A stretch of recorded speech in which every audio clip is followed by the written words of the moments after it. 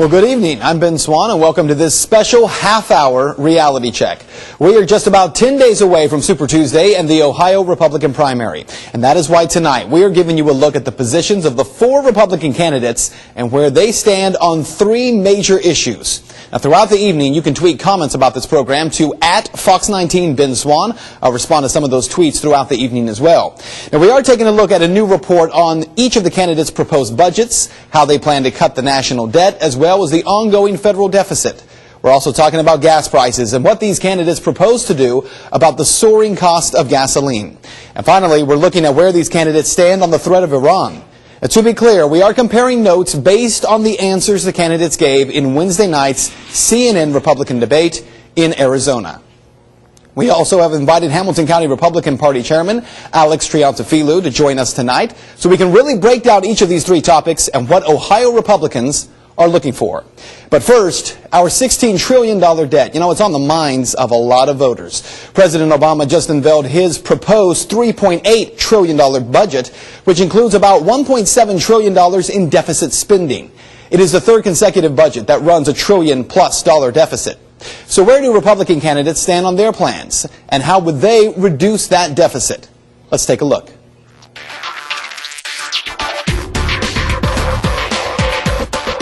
Four Republican candidates and 4 different economic spending plans.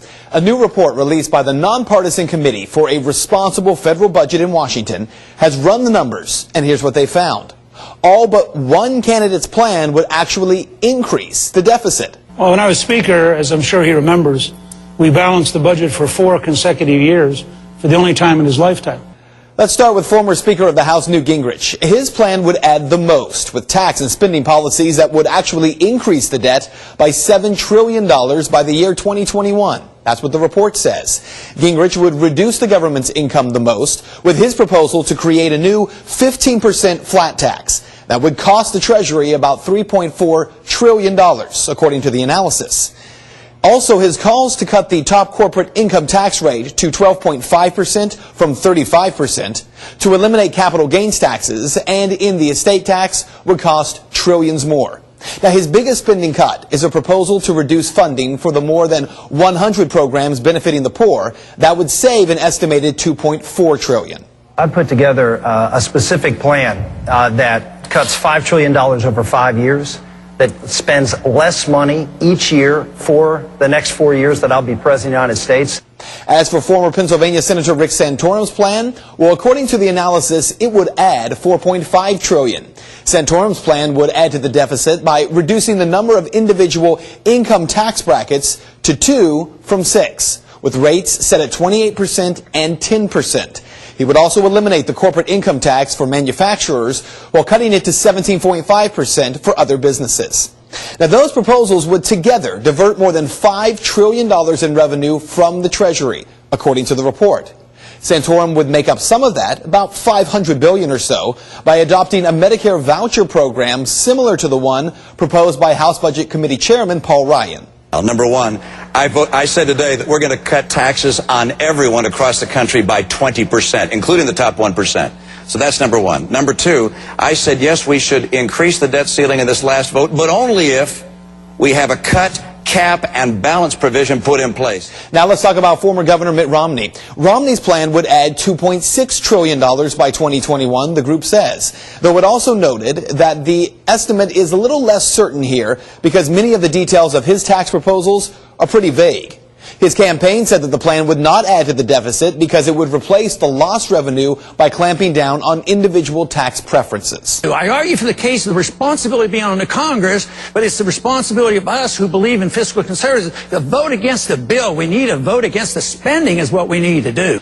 Now, the only plan that would actually cut the deficit, according to the report, that of Texas Congressman Ron Paul. Only Representative Paul's plan would more than cover the cost of his tax cuts with spending reductions, the group says. Paul also has proposed $5.2 trillion in tax cuts over the next decade and $7.5 trillion in reduced spending, which would cut the debt by 2021 by more than $2 trillion.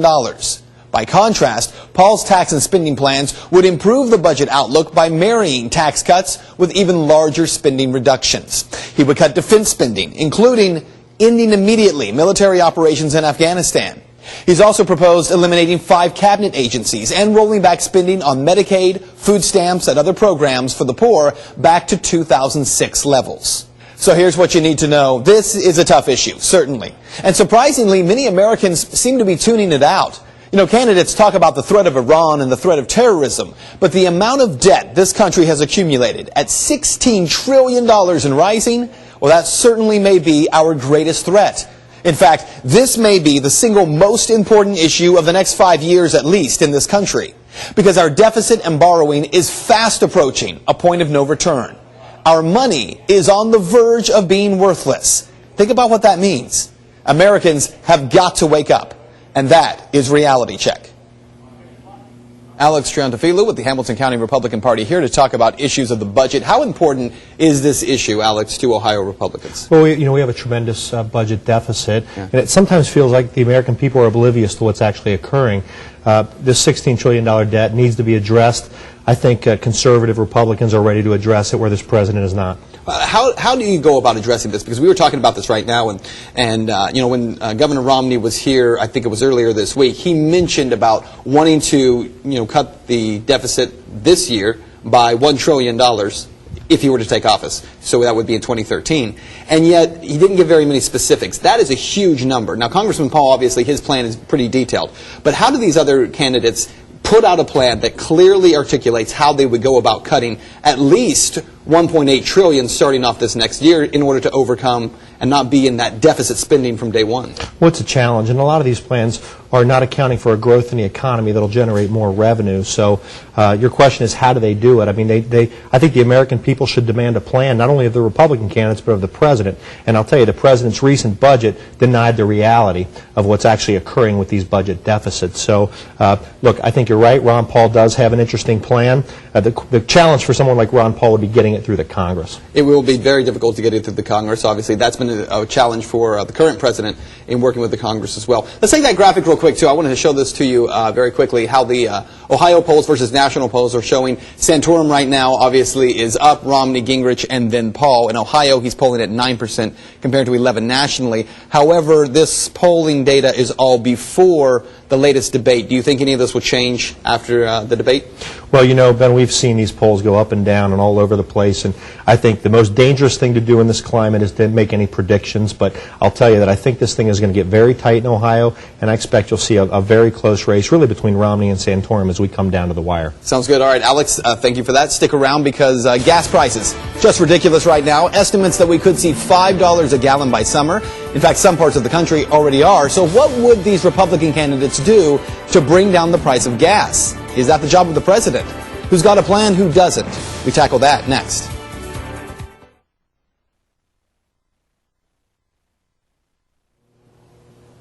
Welcome back to the Reality Check special tonight. There is no doubt that one of the biggest issues in this year's presidential election will be gas prices. Already, we're seeing the highest prices in history for this time of year. So what will the presidential candidates, if elected, do about gas prices? Let's take a look.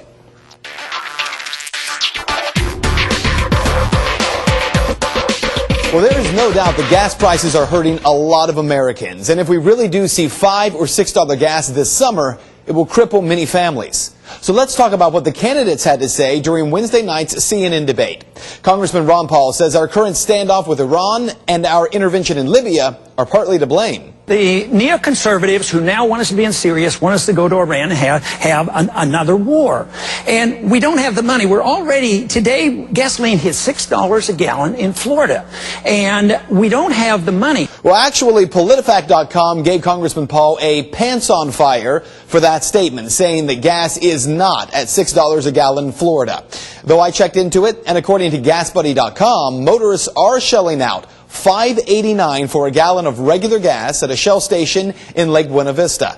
You can also find gas for $5.99 a gallon for premium.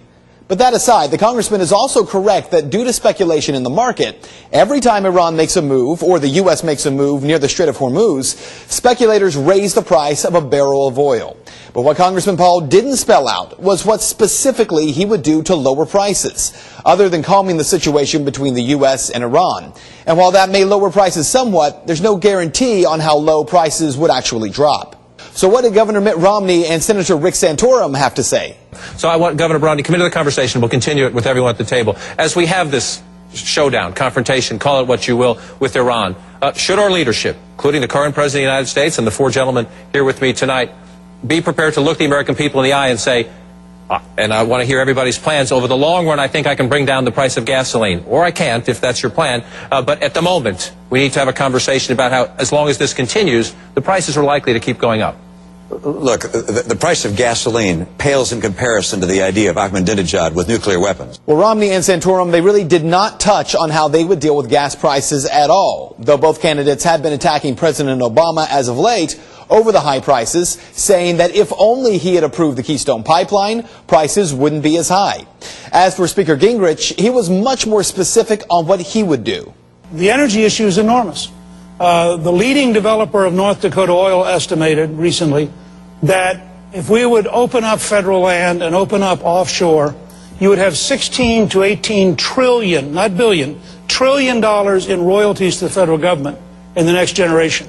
An enormous flow which would drive down prices to $2.50 a gallon, would help us balance the budget, and would create millions of jobs. And the former speaker is correct that opening up North Dakota would bring in lots of royalties to the feds and could create hundreds of thousands of jobs, if not millions. But there is still no guarantee that prices would drop to $2.50 a gallon. And also no guarantee that prices would remain at that level for any significant period of time. And that's what you need to know. Right now, we've had a very mild winter, and there is no shortage of oil in the United States. In fact, we have a very large surplus of supply from oil being drilled here. According to Fox Business's Lou Dobbs, though, the problem is not supply. It's that oil companies are taking our oil right now that's being drilled in the U.S., and they're selling it overseas to China and India, while sticking American drivers with higher prices at the pump. There are a lot of factors that play into the price of gas, and the President of the United States may not have much control over the actual price. But none of the candidates, including President Obama himself, have really offered a solution to the problem of oil being drilled here being sold elsewhere. And that is Reality Check. So, Alex, how much are you hearing from Republicans in Hamilton County on the issue of gas prices? And do you think this is going to play a major role come the November election? Well, we're hearing a lot. And, you know, as the prices have crept up recently, it's a concern. It's a concern for everyone, especially Republicans. Of course, we think that we ought to have a comprehensive energy plan. We feel like this president hasn't delivered one. Do you think that in the event of, like, Speaker Gingrich, he's talking about wanting to open up for more exploration, more drilling, and obviously there's a lot of Americans, especially Republicans, who are really behind that idea. The problem, though, is if that is allowed to happen, and yet oil companies continue to sell that oil overseas and the prices do not dramatically drop here, is there a backlash that comes from the American people who say, well, what's the deal? You're drilling for oil on our land and selling it overseas? Well, there ought to be a backlash because we need that energy here. So, you know, I hope to see somebody address these problems. Talk to me a little bit about the position the other night. I'm sure you were watching the debate. Romney and Santorum really didn't touch on the issue much at all. How important is it, if either one of them are the nominee, to have a comprehensive plan for energy? They're not going to be able to skate by without one. Is that correct? I absolutely agree. And look, we were having the same conversation as a nation 4 years ago. 3 years ago. I would argue that President Obama and his team really have not taken on the issue of energy and new energy exploration and finding new avenues of energy. So I hope that I expect the Republicans will have a plan. What about in terms of what Congressman Paul was saying about it, our foreign policy right now in the Middle East, certainly with what went on with Libya, what's happening now with Iran, how much do those factors play into the price of gasoline? And do you think Americans are willing to say, let's continue to operate as we have been and watch those prices continue to go up? Well, we shouldn't operate as we have been. I mean, for a generation, we've been talking about getting off of foreign oil. And, I mean, it's really a challenge for the next administration to do that. All right, Alex, thanks for that. So what is the #1 foreign threat to America? A new poll says most Americans say it's Iran. So what will the Republican candidates do about Iran? We're taking a look on the other side of this break. The argument over Iran during Wednesday night's CNN debate, one of the more interesting questions, wasn't asked by debate moderator John King. It was actually asked by Congressman Ron Paul to his opponents. But the question is really important, considering what President Obama has done for the past 2 years.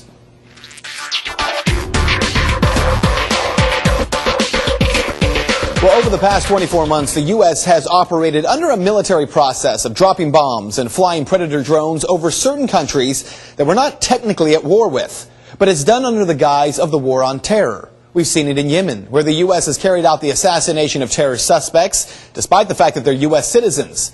We've also seen it in Libya, where the U.S. spent over $1 billion flying missions and bombing parts of that country to help oust Muammar Gaddafi.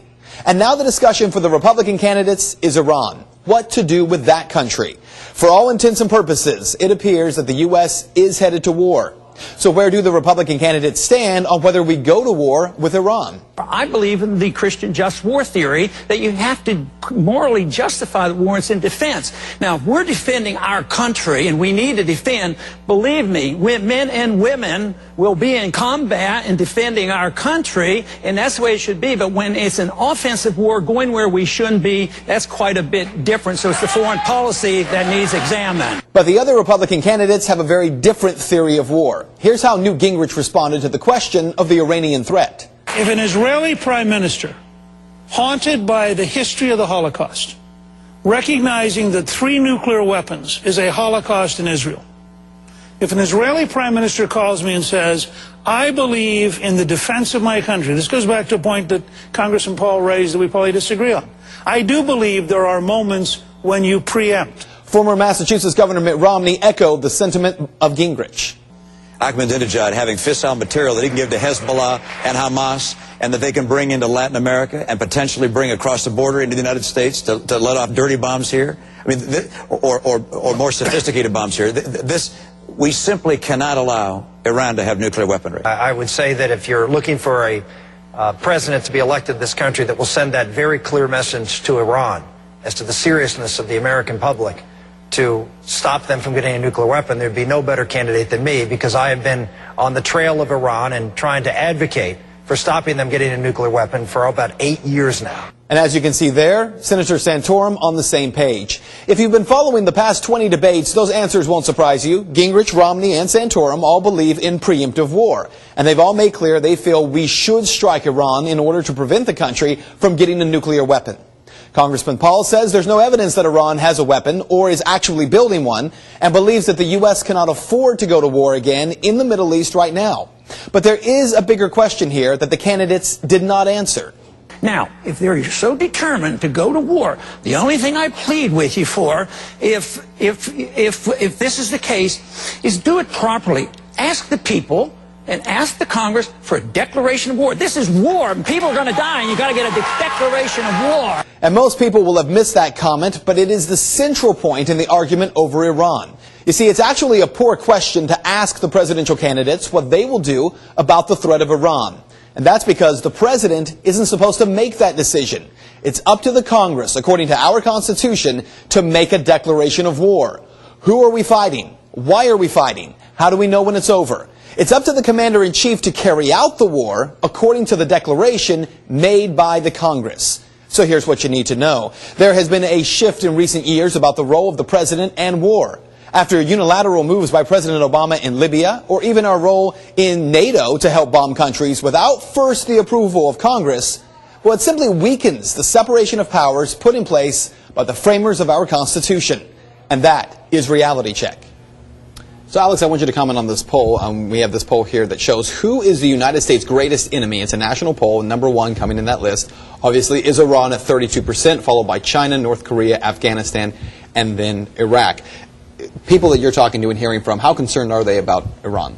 Well, I think they're very concerned. I think what the candidates are saying is sort of echoing the views of most Republicans. We're concerned about Iran having a nuclear weapon and using it the way that the terrorists use it on 9/11. While there are clearly concerns about that, I think the bigger point, though, here really is about the Constitution, about the process of this. Because what we've seen under President Obama is a president who has gone to war multiple times in different capacities. And because it's not a declared war, they'll say, well, they'll refer to them in different ways. Libya is a great example of that. Well, it was a deal with NATO where we were attacking and helping kind of the insurgency in Libya. how can that continue to fly and the Constitution remain intact? Well, it's gone on for some time, and it has. You know, I would tell you, as you know, the first Iraq War, there was actually a declaration that came out of the Congress. But look, I mean, Ron Paul has got a strong following in the GOP and elsewhere because he's trying to bring us back to these basic fundamental principles. What do you think happens now with this question? Because we are seeing right now Israel gearing up for war, talking about going to war, Israel striking. Do you think that the Republican candidates are going to be able to get by on saying, well, you know, I'll deal with Iran if it happens, we'll deal swiftly, we'll deal strongly, and have the Congress behind them? Do you think they'll go through the formal process? I guess in some minds it would tip Iran off of what we're doing if you make a declaration of war, and yet that is the law of our country. Yeah, there needs to be some action here to defend this country against what Iran is doing. They cannot have a nuclear war, and I think all the Republicans are united on that score. Terrific. All right, when we come back, some final thoughts and more of your tweets. We'll have them for you after this break. All right, some final thoughts here as we're closing up this reality check special with Alex Triantafilou with us tonight. Tell me, do you think we're going to have a brokered convention? A lot of people are talking about this. I don't think we will. I certainly hope we don't. I think as the next couple of Tuesdays happen, we'll start to get more clarity. Clearly on Super Tuesday, a lot of questions may be answered. A lot of questions may be still out there. They'll be answered right here in Hamilton County and in Cincinnati, Ben. All right. Thanks for being with us.